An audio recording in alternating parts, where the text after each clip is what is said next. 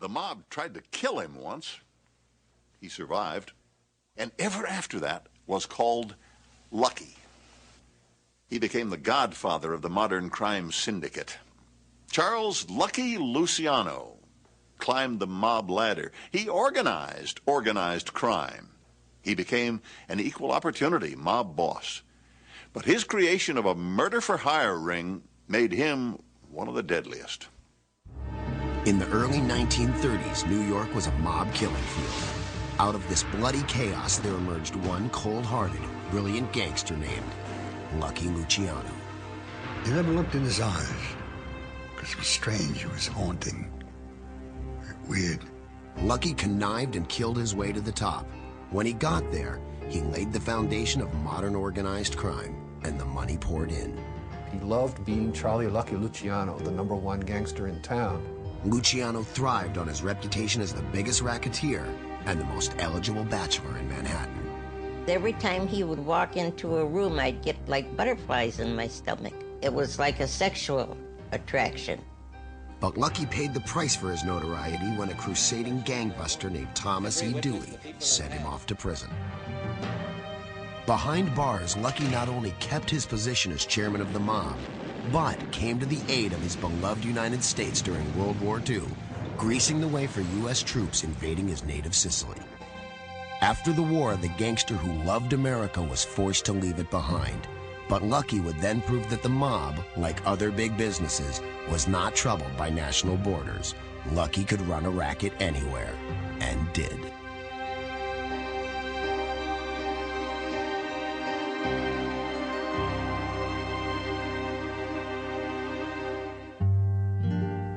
The man who would one day make the mob run like a big business was born in the poor Sicilian town of Lercara Friuli on November 24, 1897, and given the name Salvatore Lucania. It was a town where most of the men, including his father, worked long days in the sulfur mine at the top of the hill. A hard life from which the family longed to escape. Hearing that across the ocean, America had streets paved with gold, they sailed to the promised land in 1907. The family found a flat in a Jewish neighborhood on the Lower East Side of Manhattan, just a few blocks from relatives in Little Italy. Only the streets were not as promised. Housing was cramped and dirty. Crime was rampant. Young Salvatore, one of 4 children, enrolled at PS 40, but he rarely showed up at school. Soon, he was dumped into the Brooklyn Truant School. By age 14, he was a dropout. His first job, delivery boy for a hat maker, earned him $7 a week. Chump change to many of the young hoods that Charlie encountered on the streets. Their racket, shaking down immigrants who sold food and clothing from pushcarts. Salvatore also saw kids his own age, gambling, fencing stolen goods, and dealing drugs. The streets were soon his classroom of crime. He was an eager and clever student. There was always a suspicion that he used that job of delivering hats when he first started fooling around with the sale of illegal drugs, and that he would put some in the hat boxes as a good hiding place and stroll along. There'd be nothing in his pockets incriminating. When he wanted to make a delivery, just reach into the hat box, make the sale, and continue on his way. He heard the lure of the street at a very early age, at least by the age of 14. He by then had committed to a criminal life. He was out there doing small-time crimes, smoking opium, having a sex life of sorts. New York City police caught up with him for the first time at the age of 18. The charge? Possession of heroin. By then he was using various names, including Charles Lucky Luciano. But for the moment, his luck had run out. He got a year in prison. Luciano's hard-working parents, embarrassed by their drug-dealing son, never visited him in prison. After 6 months behind bars, Charlie was released, having used the time to further his criminal education. Besides peddling dope, he now gambled, earned much more money, carried a gun, and joined his first Italian gang, the Five Pointers. The gang was well connected. Every election day, its job was to harass voters, sometimes at gunpoint, into supporting New York's corrupt Democratic machine known as Tammany Hall. For this, the gang was well compensated. That would enable them to engage in their other criminal activities during the year with a very understanding Tammany Hall, who appointed the police captain in each precinct, who appointed the magistrate that you would be brought before if you should be arrested. So you got protection for all of your illegal activities during the course of the year if you worked for Tammany Hall on Election Day. But Tammany Hall couldn't always protect the gang. In 1923, federal narcotics agents arrested Luciano for dealing heroin. Charlie decided to save himself by ratting on some Jewish gangsters who had a trunk full of heroin in a basement on the Lower East Side. It was nothing personal against Jewish crooks. In fact, Charlie, who had grown up in a Jewish neighborhood, was unique in his early willingness to work with gangsters of any background. And if they could get along together and make money together, that was the only standard that Luciano had. He didn't care what your nationality was or what your religion was. If I can trust you and we can make money, we'll work together. Two of the Jewish gangsters he befriended were the good-looking, violent Benjamin Bugsy Siegel and the short, quiet, intellectual Meyer Lansky, who would become Luciano's most loyal partner in crime for the next half a century. And they got together on the Lower East Side, sometime in their late teens, apparently, and became very close friends. A relationship that was so close that Bugsy Siegel, for example, who knew them both well, said that they were more than brothers, they were almost like lovers. Not to suggest that they had sex, but they had that kind of unspoken, intuitive bond. They could finish each other's sentences, or there would be a pause, and then the other one would say what the other was thinking. It was a very close connection, and it's a key to Luciano's rise, because he always has Lansky whispering in his ear. Another key to the rise of Charles Luciano? Being in the right place, New York, at the right time, the 1920s, the era of prohibition and bootlegging. Charlie and his friends were lucky enough to learn the racket at the feet of a master, Arnold Rothstein, the man reputed to have fixed the 1919 World Series. Arnold Rothstein hired Lansky and Luciano, Ben Siegel, Frank Costello, a lot of other people who became famous names in organized crime later on, all went to work originally for Rothstein. He became a financial backer for some of these young men. Okay, you learn the business, now you go out on your own, and I will give you the financial backing and some political protection. Just like Al Capone out in Chicago, Charlie Luciano would earn his first million as a bootlegger. But unlike Capone, who was happy to consolidate organized crime in one city, Luciano would have a grander and darker vision. A board of directors overseeing rackets around the country, with himself as chairman of the board. Mob warfare has been known to create new crime bosses. Through cunning and violence, ambitious gangsters mold the chaos of war into a peace which they alone control. The rise to power of Lucky Luciano was the classic example.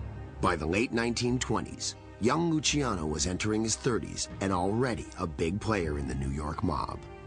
He was one of a few Italians who had valuable connections to Jewish gangsters such as Meyer Lansky and Bugsy Siegel. It wasn't long before one of the reigning Sicilian dons, Joe the Boss Masseria, embraced Luciano and made him his right-hand man. Lucky had the perfect qualifications for the job: power, connections, and most importantly, Sicilian ancestry. He was of Sicilian birth, Sicilian on both sides of his family, and you needed that in those days to make anywhere in the mafia.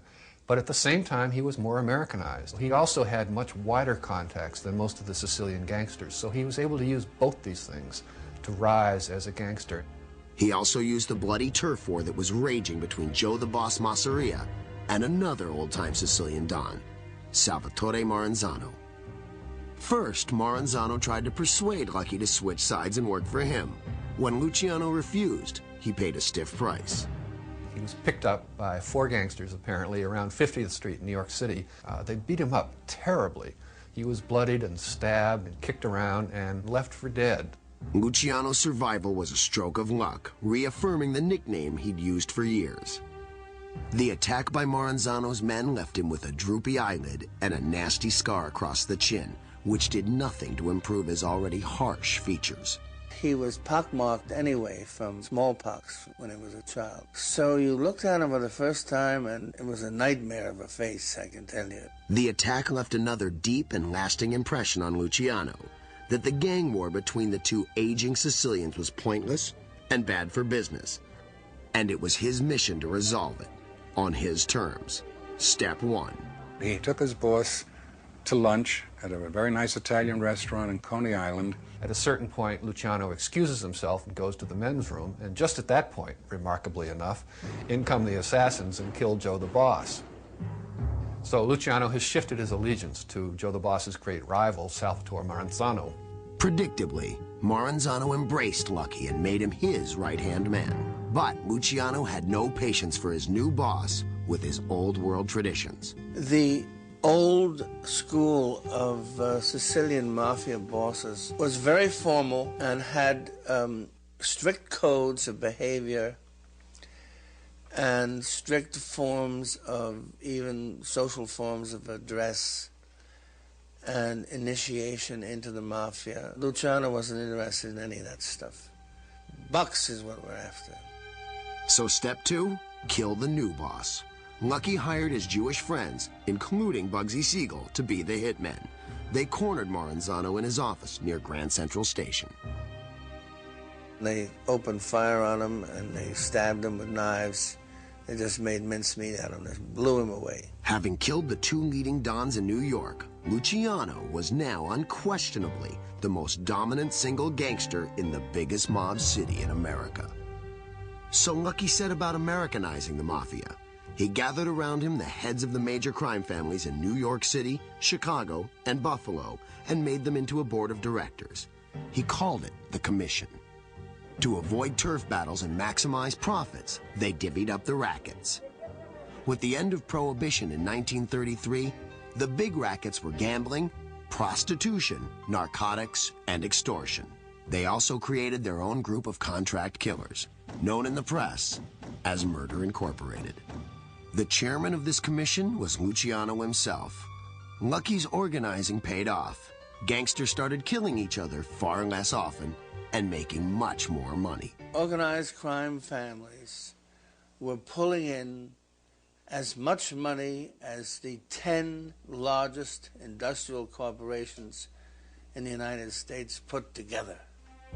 Luciano's success as chairman of the mob was due to a basic leadership skill. He knew how to listen and get others to listen to him. When Lucky told a story, when Lucky said anything at all, everybody listened. Yeah, Lucky, yeah. Lucky laughed, everybody laughed. It was just wonderful to watch this. But when he got mad, it's like a knife right at you. Off the job, Lucky, the confirmed bachelor, enjoyed life as any social climbing multimillionaire would in the midst of the Great Depression. He lived a very glamorous life, the best nightclubs, the Stork Club, the 21 restaurant, the races. He got around to all the right places, always with a big wad of cash. He prided himself on the elegance of his clothes. He always had a great, huge white handkerchief just exploding out of his pocket. In the early 1930s, former President Herbert Hoover kept a New York apartment in the Waldorf Towers. General Douglas MacArthur had an apartment in the Waldorf Towers. And Lucky Luciano moved into the Waldorf Towers. That impressed a great many people. Especially women. Lots of them. What Luciano lacked in the looks department, he made up for in charm and the eternal twin aphrodisiacs, money and power. I used to get a funny feeling whenever Lucky would walk in a room, and when I was real young, I never could understand that. I didn't realize that's how dopey I was. I didn't realize that it was like a sexual attraction. He has parties, there are lots of women around, but never any serious relationship. I think it says something about his ultimate selfishness and self-involvement. What he was interested in was his career as the biggest gangster in town, and he didn't want any distractions. He wanted women for momentary amusement, but for nothing more than that. Luciano was a regular on the Manhattan social scene. The upper crust didn't mind that during business hours, Lucky was a cold-blooded killer, extorting millions. A lot of white Anglo-Saxon Protestant blue buds used to love to go downtown and see a real live gangster and probably fawn and I wouldn't have been surprised if they had asked for his autograph. That's the kind of figure he had become. The newspaper people, you got to remember that New York City had 9 newspapers in that era. All the newsmen knew him, and it was a wave and a hello and hiya, Lucky, and so on. It was very dangerous. Lansky always said, they'll nail you for this. This is inviting trouble that you don't need. But he loved being Charlie Lucky Luciano, the #1 gangster in town. And he liked to be seen and celebrated. He was always beautifully dressed, expensive cars and jewelry, expensive women, expensive places. He liked that high life and didn't want any intrusion on it. But in 1935, one man would intrude on it and take away all the luxuries to which Lucky Luciano had become accustomed. His name? Thomas E. Dewey. Just as Lucky Luciano's rise to power was a classic tale of mob intrigue, his demise was one of the most celebrated examples of the crusade against organized crime. The crusader was someone with just as much ambition and cunning as Luciano himself. Thomas E. Dewey, appointed in 1935 as special prosecutor in Manhattan. Dewey established his anti-mob headquarters on the 14th floor of the Woolworth Building. His newsreels addressed the public's growing disenchantment with mob corruption. The real problem is to remove the influence of the racketeer from politics. Local authorities in New York and in almost every great city in the country hold office by grace of politicians who are in partnership with criminals. He was honest, he was forthright, time meant nothing to him, and his word meant everything to him. He could be trusted, and he was trusted. One of Dewey's first targets, a powerful Jewish racketeer in the Bronx, and a founding member of Luciano's commission named Dutch Schultz. The word on the street was that Schultz was planning to kill Dewey. But mob boss Lucky Luciano and the rest of the commission members knew that killing Dewey would only bring more heat on the underworld. So in October 1935, Lucky did the prudent thing. He ordered the killing of Dutch Schultz, seen here examining his bullet wounds moments before he died. After the murder of Schultz, prosecutor Dewey did not let up.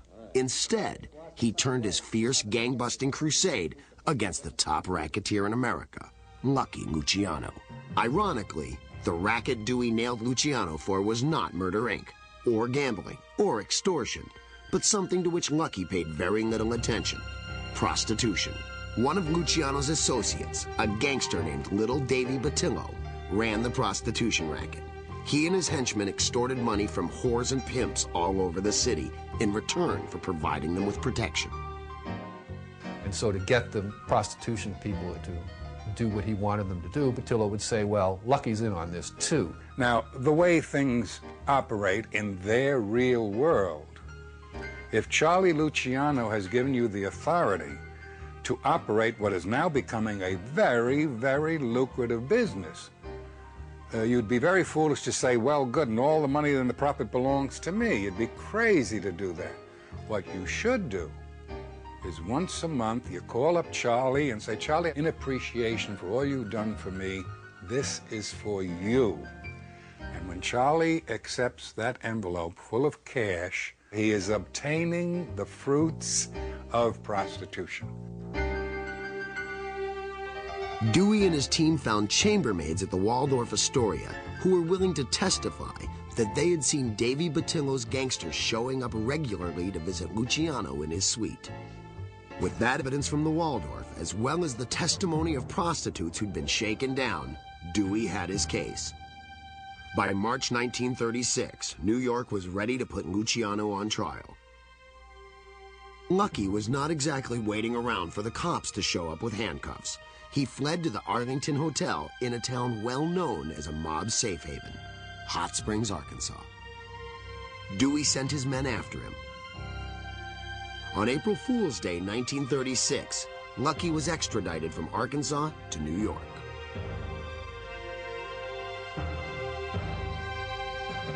When he stood trial in June 1936, it took the jury less than 24 hours to find him guilty of overseeing a prostitution racket.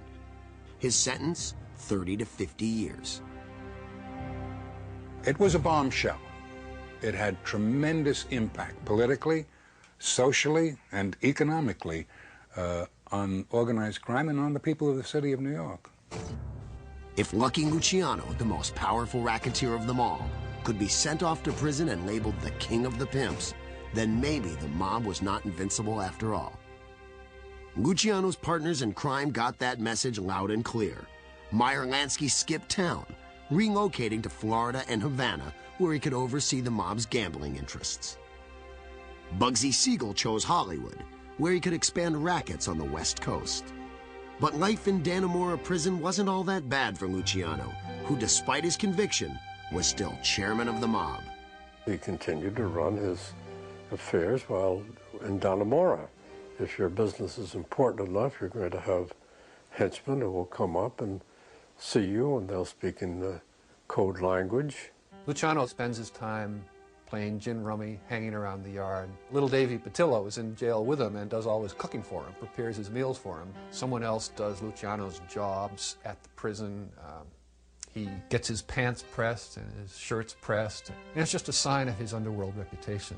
Fellow convicts weren't the only ones who still respected the power of Charles Luciano. In 1942, U.S. Naval Intelligence in New York City approached Lucky for help. A disastrous fire had recently destroyed the French luxury liner Normandy, which was being converted into a U.S. troop carrier. It sank in the Hudson River. Naval Intelligence had spotted German submarines off the coast of New York. There were rumors of sabotage along the docks. Docks controlled by Lucky Luciano and the New York mob.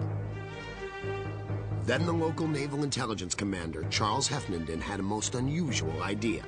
Why not ask the mob for help in protecting the waterfront from the enemy? It was kind of novel. I think his superiors responded to it. Gee, we can have the mob protecting the country. Isn't that wonderful? So the Navy first approached Lucky's best friend and fellow mobster, Meyer Lansky. Lansky then presented the idea to the boss in prison. Luciano did not go along with it at first. My inference is that Luciano was still mad at the law, with reason. Lansky talked him into it, said it would be a good thing for the mob to be seen in this patriotic role. And so Luciano gave his permission. Lucky was moved from the desolation of Dannemora to a place where the chairman of the mob would be much more comfortable.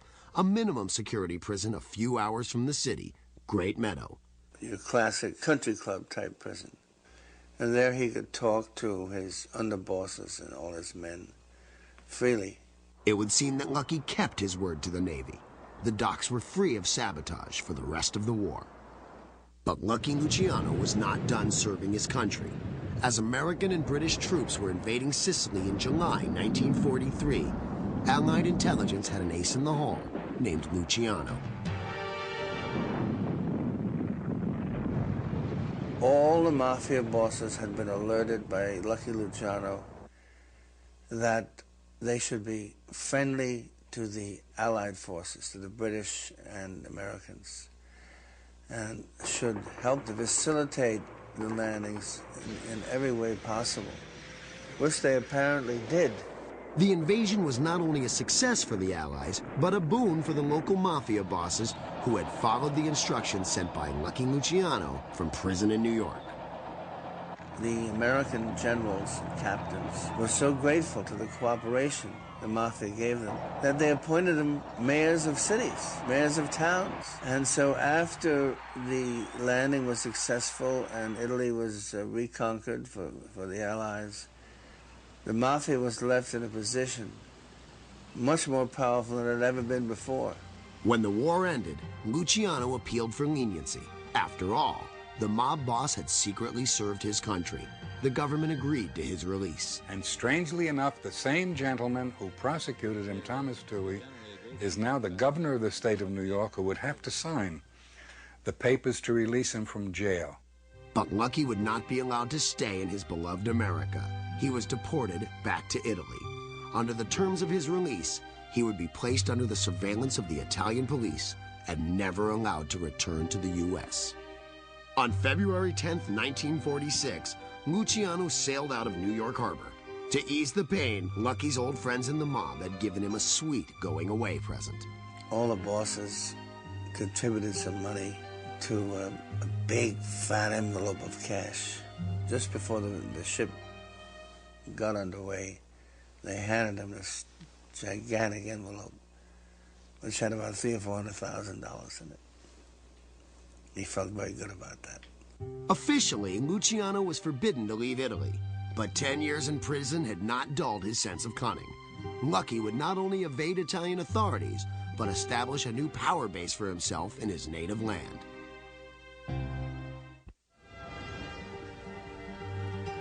In late February 1946, after spending 10 years in prison, the deported king of the underworld, Lucky Luciano, arrived in Naples by boat and set foot on Italian soil for the first time since childhood. Waiting for him at the dock were the Italian police, who questioned him briefly, then set him free.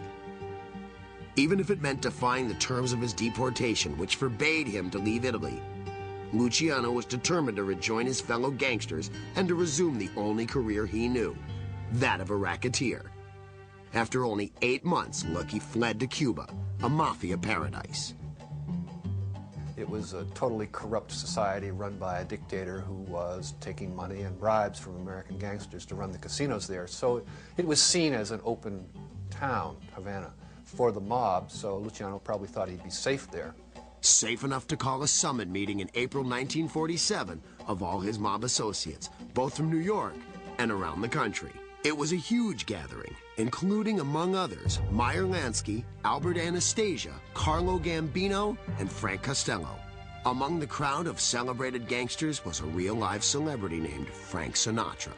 The excuse for the meeting was to celebrate Frank Sinatra and listen to his songs, but he was just a front. And during that meeting, they laid down the law on such things as the heroin route from Sicily to Cuba, then from Cuba to the mainland of the United States. And Luciano was the chairman of the board at that meeting. Other issues on Lucky's agenda? The division of profits from Cuban casinos and what to do about his childhood friend, Bugsy Siegel. Bugsy had been careless with mob money and had lost millions of dollars building the Flamingo Hotel and Casino in Las Vegas. There was a great deal of disappointment in how Ben Siegel had operated that business out there. He had been warned again, and he's not responding. We have to do something. Lucky made a ruthless decision. It was time to teach Bugsy the ultimate lesson in mob business, that money is more important than friendship. They sort of held a kangaroo court there and decided what are they going to do about Bugsy. And Lucky said, you gotta kill him. That sealed Bugsy Siegel's fate. On the evening of June 20th, 1947, in the Beverly Hills mansion of Bugsy's girlfriend, Virginia Hill, Bugsy was brutally murdered. After the summit meeting, Lucky wanted to stay put in Cuba and run the international heroin racket from there. He got along just fine with the corrupt government, including the dictator Batista. But a certain nosy agent from the U.S. Bureau of Narcotics named Harry Anslinger got in Lucky's way and pressured the Cubans to kick the gangster out.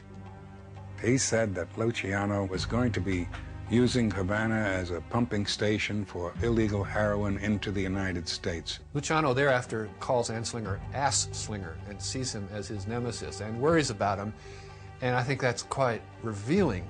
The reason Luciano was worried about Harry Anslinger, Ass Slinger, and the Bureau of Narcotics was that Luciano actually was involved in heroin trafficking and was worried that the Bureau was going to nail him for it. Luciano was expelled from Cuba on the Turkish steamer Bakir and forced back to Italy. When the ship docked in Genoa, Italian police put Lucky in prison for a few days for violating his agreement not to leave the country. Then the authorities sent him off to Palermo in his native Sicily and put him under permanent police surveillance. The police told Luciano to stay out of trouble and keep a low profile. Anything Lucky did aroused suspicion. In a quaint Palermo square, he set up a candy factory that specialized in making what Italians call confetti, sugar-coated almonds served at weddings. He hired some trucks to take the shipment down to a freighter. Very proud of himself, but the police were there in force, and they opened up all the boxes of confetti, and they smashed with hammers all the almonds looking for heroin. They didn't find one drop of heroin, one speck of it, and they completely ruined this whole confetti operation. But in fact, the authorities had every right to be suspicious of Luciano. Once, in an elegant Palermo hotel, Lucky staged a fake charity auction of dolls. Inside the dolls was heroin. Certain people who attended the auction were apparently in on the scam and helped Luciano smuggle the drugs out of town. Quando lui mi incontrò, when we met, he obviously realized that I had no idea about those dolls, and he labeled me a classic fool. He said, "You are a moron," and he took pleasure in calling me a genuine moron because I had not realized that inside the dolls there was the jobba. Jobba is a job, I understand. The jobba, of course, was Lucky's real job, drug trafficking. In fact, Luciano was slowly but surely establishing a vast international heroin racket in affiliation with his mob cohorts back in America.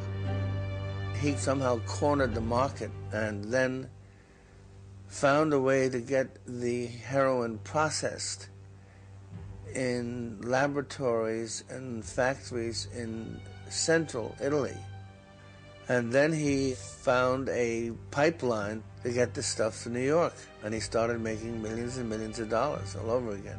By the late 40s, Luciano had become a familiar sight in Italy, hopping from town to town, visiting nightclubs and fancy hotels. He would stroll the elegant Via Veneto in Rome, dine at the sumptuous Hotel de Palma in Palermo, and enjoy the magnificent view from the Hotel Vesuvio in Naples, and the Mafia King never went unnoticed. He could be a very likable, charming guy, but he also could just terrorize people into doing his bidding. No one would dare oppose him. aveva un carisma, sì. He had charisma. He had charisma. Yes, he did. And it didn't come from the watch he had, where the hours were marked by little diamonds, real diamonds, and you could tell that they were real. And it wasn't just the way he dressed, because, surprisingly, he was a true gentleman. He was larger than life.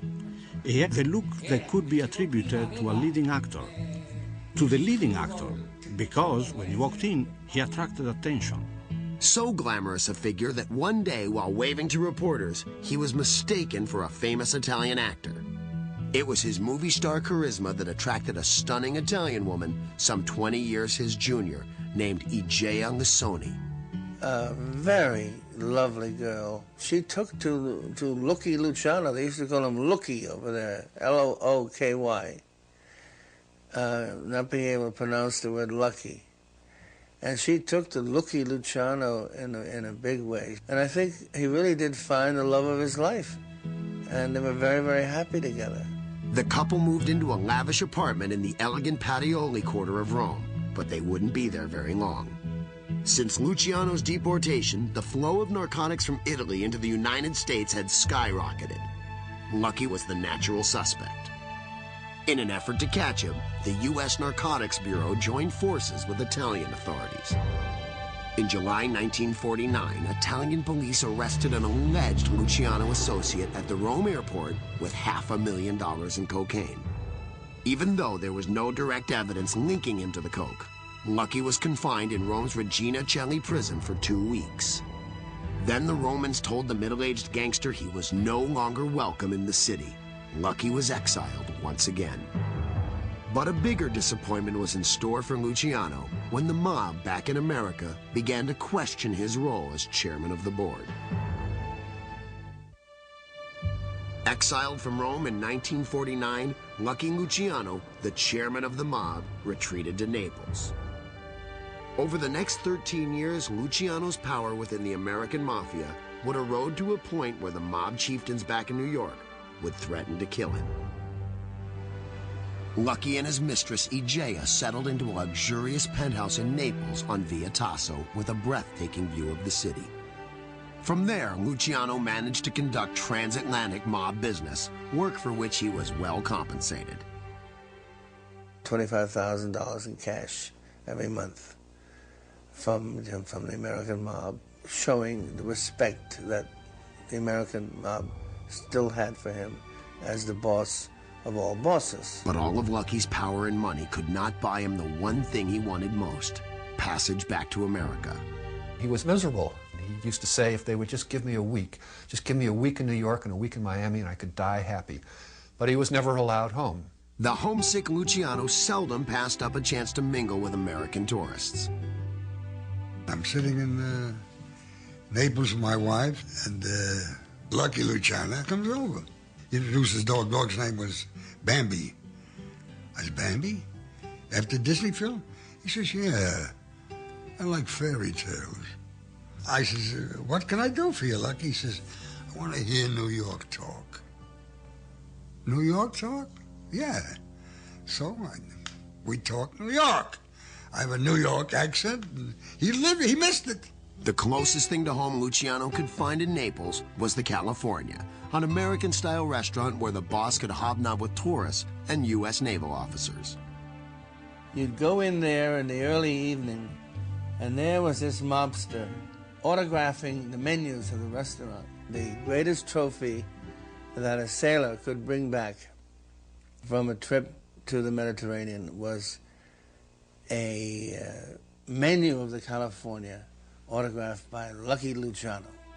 The former head of Murder, Inc. had mellowed with age. In time, he developed a reputation for generosity, offering to help Neapolitans in need.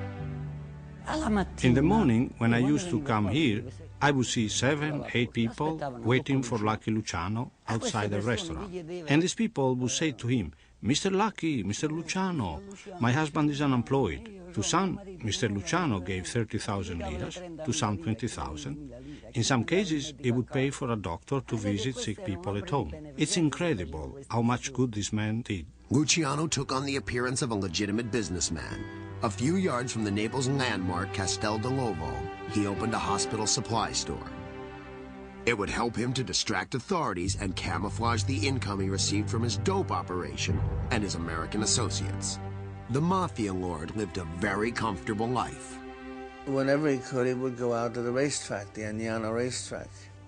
He used to place big bets on safe horses. Then he would go out to the islands in the bay, Capri and Ischia. At night, Lucky could be seen with his mistress at the magnificent Teatro San Carlo or at the restaurant Zia Teresa on the Santa Lucia waterfront. But Luciano's dolce vita didn't last long. In 1958, Igea, his girlfriend of 9 years and the love of his life, died of cancer. It was a devastating loss. After her death, he didn't want to talk about her anymore, because he suffered when he talked about her. The only woman he loved in his life was Igea, in the real sense of love and affection. After Igea's death, Lucky's life started to unravel. His relationship with the American mob grew strained. The other bosses felt he was grabbing more than his share of the profits from the heroin business. The checks he received from the U.S. syndicate got smaller and smaller. Then in 1959, Lucky and the mob had a rude awakening when Fidel Castro took over from Batista in Cuba. Castro closed the casinos and shut down the heroin pipeline. The mob lost millions. So the aging Luciano, looking for a new scheme, hatched the idea of making a movie about his life with a producer from Spain. The boss was assured that Dean Martin was going to play the lead role since he and Dean had a friend in common, Frank Sinatra. And then he said, well, maybe I better check it out with the boys back in New York. And so he told them about this idea, and they held a meeting and they say, no, if you make this film, it will make things so terrible for all of us. It would be virtual history of organized crime in America with you as the big shot, that it could conceivably bring the law down on us so heavily. So they told Lucky that if he went ahead and made the film, he would be killed. Lucky retaliated by threatening to cut off his American associates from their supply of heroin, and he did not give up on his plans to make the film. It was more than the mafia in New York could tolerate. They took out a contract on his life. Tipped off that he was in danger, Lucky secluded himself in his penthouse on Via Tasso. His health was deteriorating. His chest pains returned and his blood pressure rose. In 1961, Luciano was hospitalized with a heart ailment. On the morning of January 26, 1962, Lucky stopped in at the California to place an order for lunch. It was around 11 o'clock when he came in and asked for salt cod Sicilian style. And the maitre d' said, okay. He said, I'll be back at 1:30. I'm just going to Capo di Chino airport to pick up someone. And he went up to the airport in Naples to welcome the producer who was flying in to discuss the film project. And then, after he had welcomed him and they went to the parking lot to the car, he was suddenly stricken by a terrible heart attack. Charles Lucky Luciano died instantly. He was 64.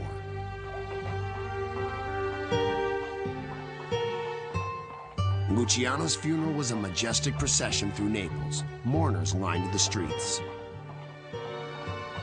In death, his wish to come home to America had been granted. His body was flown to New York and buried in a Catholic cemetery in Queens. Over the years, there has been speculation that the former king of the underworld was poisoned by the mob. Some people said he was killed, some people said that he was poisoned. It's not true at all. The truth is that he died from a heart attack. He really suffered from a weak heart, and we knew it. Charles Lucky Luciano left a legacy that is still with us today: organized crime.